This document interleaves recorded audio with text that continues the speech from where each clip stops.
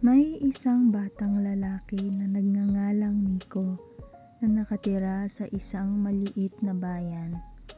Mahilig siyang tumingala sa langit tuwing gabi dahil gustong-gusto niyang makita ang mga bituin.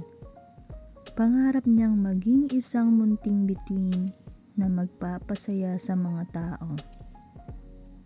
Isang araw, napansin ni Nico na madalas mag-isa ang matandang si Lola Puring sa kanilang lugar.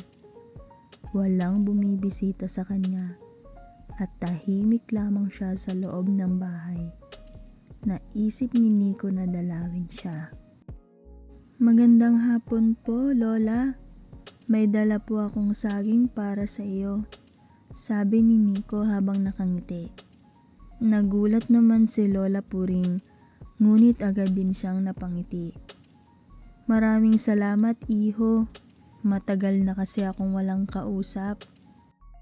Simula noon, araw-araw na dinadalaw ni Nico si Lola Puring. Minsan, nagwawalis siya sa bakuran, minsan nagdadala ng pagkain, at madalas ay kinakausap lamang niya ang matanda upang hindi ito malungkot. Napansin ito ng mga kapitbahay. Dahil sa kabutihan ni Nico, nagsimula rin silang tumulong kay Lola Puring.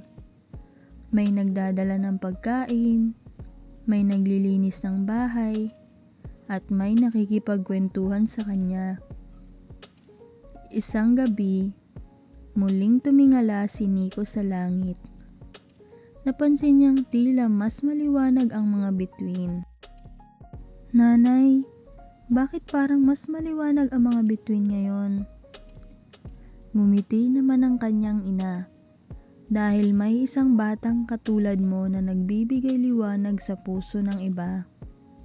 Napangiti si Nico. Hindi man siya naging tunay na bituin sa langit, naging bituin naman siya sa buhay ng mga taong kanyang natulungan. Aral ng kwento. Ang simpleng kabutihan at pagtulong sa kapwa ay nagdadala ng liwanag at saya sa mundo. Kahit bata pa, kaya nating maging ilaw sa buhay ng iba.